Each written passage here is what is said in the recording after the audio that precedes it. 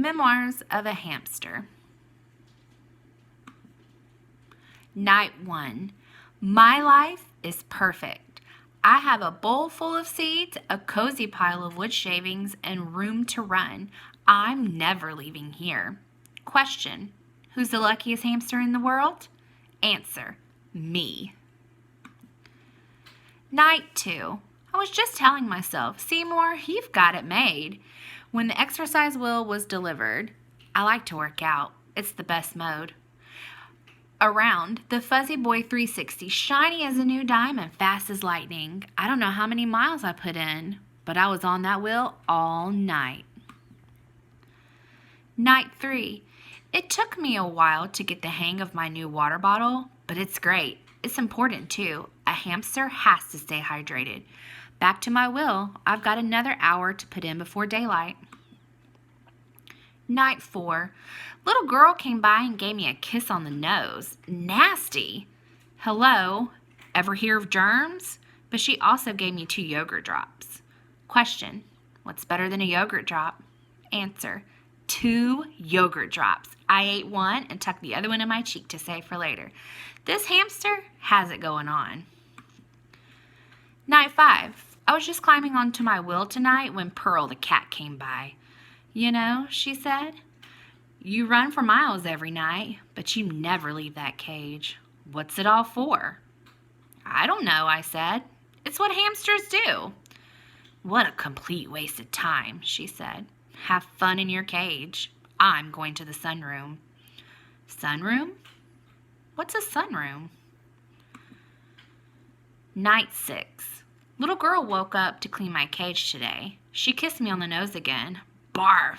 She needs to knock that off. But while she was carrying me around, I realized there's a lot of house around me that I haven't seen. It seems to go on forever, and I tried as hard as I could, but I couldn't see a sunroom. Little girl gave me a yogurt drop, and I completely forgot about the sunroom. Whatever a sunroom is it better than a yogurt drop? Answer. No. Night 7. I planned on running a marathon tonight, but my Fuzzy Boy 360 is a little squeaky. Pearl came over to my cage looking a little annoyed. You really need to get yourself out of there, she said. But why? I asked. I've got my wheel, I've got my seeds, I've got my yogurt drops. You wouldn't need a wheel out there, she said. There's plenty of room to run. The staircase is made of sunflower seeds, and the sunroom is filled with yogurt drops. As she was walking away, she turned around and said, Watch out for Hoover. Hoover? Who's Hoover? Night 8. I didn't sleep a wink all day. The little girl came by, kissed me on the nose. Yuck! And then I had a terrible workout. I just couldn't focus. How could I concentrate knowing what I know? Imagine a whole staircase made out of sunflower seeds. And the sunroom? Don't I deserve to be in the sunroom? Buck, the dog, came by to give my cage a sniff, and I said, Buck, do you like the sunroom? Big, goofy Buck said, I love the sunroom. It's so sunny. And he trotted away. Night 9. No workout tonight. I spent the whole evening putting together a plan, and I went over every square inch of my cage, and I think I've got it figured out. Operation Tasty Treat is set for tomorrow night. Hello, staircase. Hello, sunroom. Night 10. Good old Seymour is a smart hamster.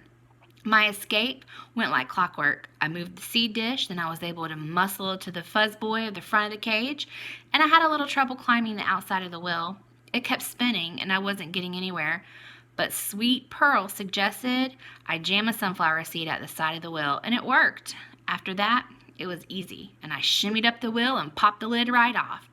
Question, who's going to eat every yogurt drop in the sunroom? Answer, me. Night 11, note to self, cats are big fat liars. I'm writing this from under the sofa. One wrong move and Pearl will have me for dinner. For starters, the staircase is not made of sunflower seeds. It's just carpet, and it tastes like a sweater. And the sunroom was nice, but there wasn't a yogurt drop in sight. And when I heard Pearl, the big fat liar, say, Hello, Seymour, I knew something was wrong. She looked really hungry, but all that time on the wheel paid off. I raced past her and squeezed out of the sunroom just in time. I made it here. But now what? Pearl keeps clawing under the sofa, that big fat liar. I'll probably never see my cage again. Question, who's in big trouble? Answer, me. Night 12. I'm doomed. I'll never make it out of here alive. I can see Pearl pacing back and forth. She says she's looking up recipes. I tore a tag off the bottom of the sofa, found an old pencil, and wrote out my will. I, Seymour Q. Hamster, being of tired mind and a hungry body, leave my fuzzy boy 360 to my 17 brothers.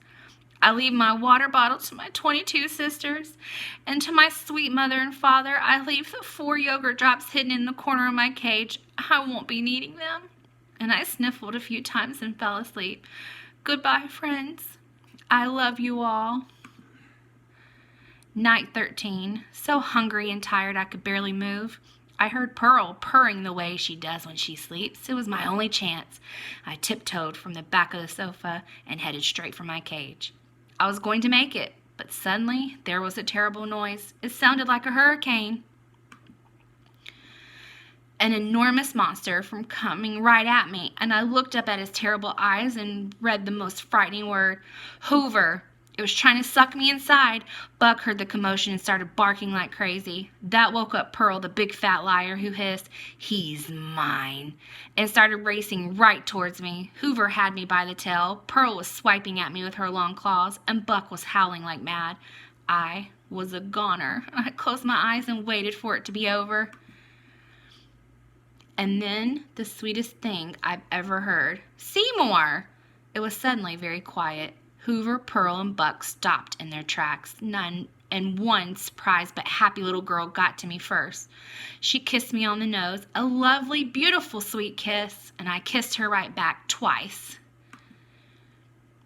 Night 14. My life is perfect. I have a bowl of seeds and a cozy pile of wood shavings and room to run, and I'm never leaving here. So I want you to think of this question. How are the characters thinking or feeling differently from one another? For instance, at first Seymour didn't really like the little girl kissing him. He thought she was yuck. But the little girl really loves Seymour. That's her pet. So I want you to think of 2 different characters. How are those characters thinking or feeling differently from one another? Don't forget to upload it to your assignments tab.